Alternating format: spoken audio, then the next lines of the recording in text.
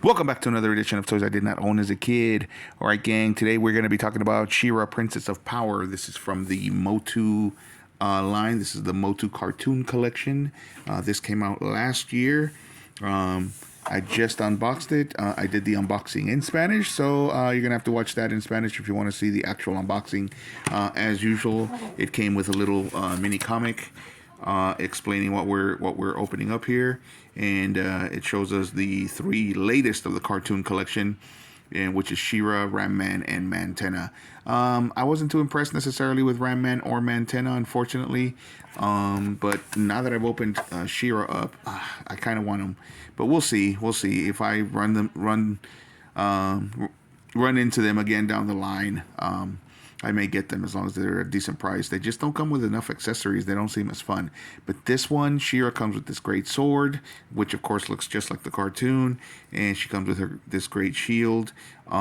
She looks amazing, gang. This is a great sculpt, and of course she's got all of the articulation that this latest MOTU line has come with, which makes the toys so great. And of course, I do think that she also is fully modular, meaning that you can remove her hands, that you can remove her arms and her head. I'm pretty sure.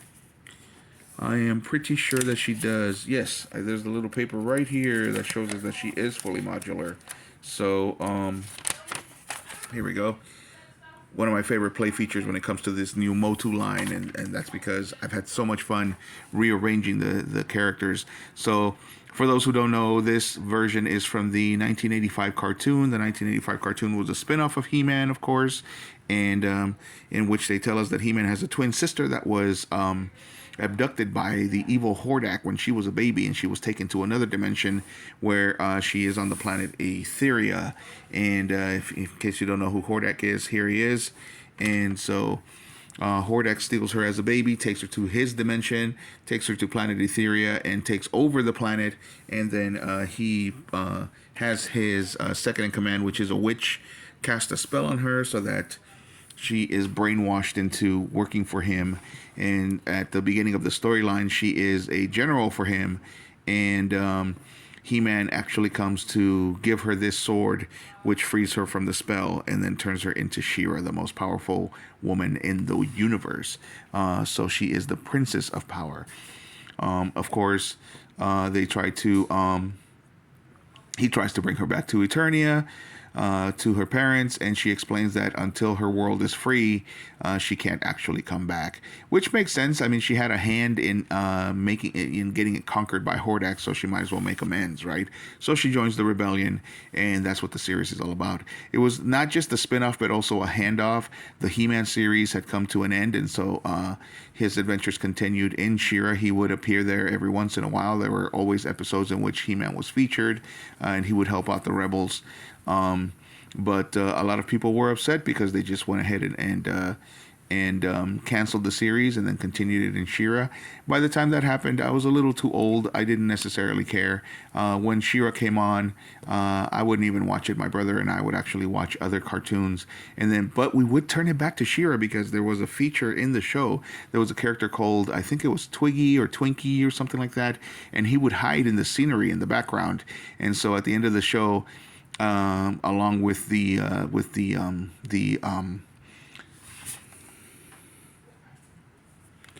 lesson that we would learn, he would say, "Hey, gang, did you?" He wouldn't say "gang," but he would say something like, "Did you catch me today in today's episode?"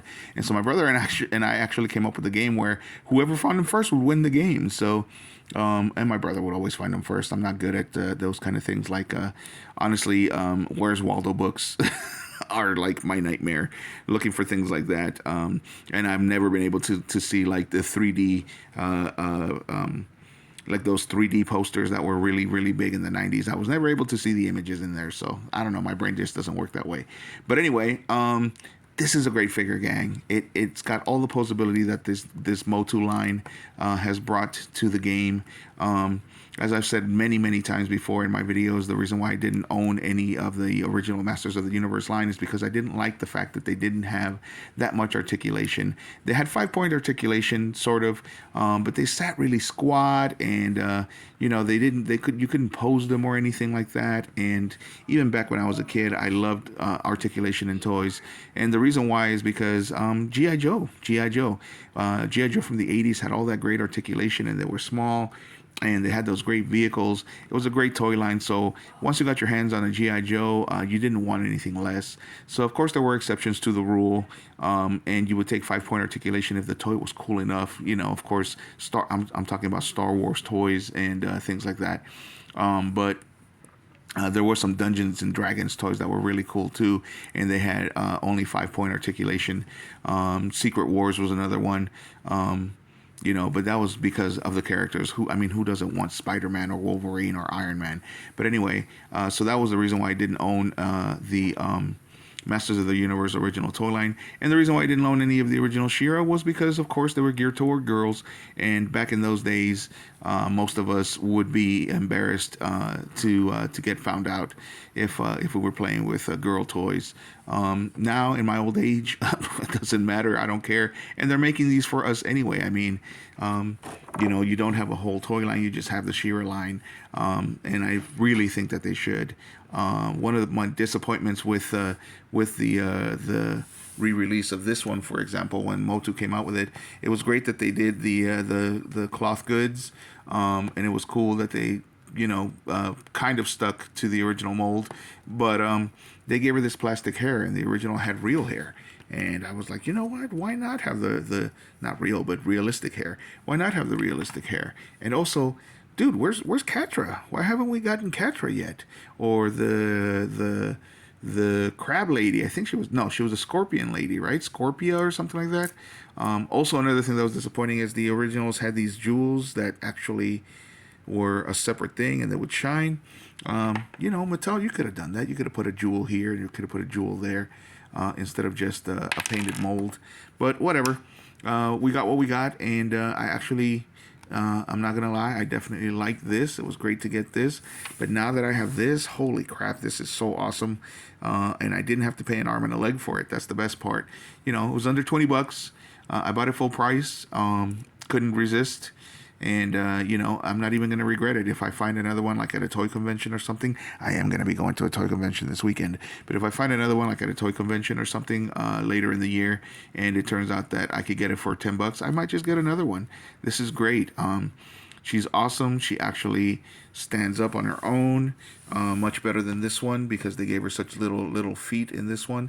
But even though she's got heels, she stands up on her own. She looks really cool. And it's a great mold. I have definitely enjoyed these ladies when it comes to this cartoon collection. I'm probably going to open up Tila next. I do have some of the guys. I have Man at Arms, and I have the Atom and the Cringer.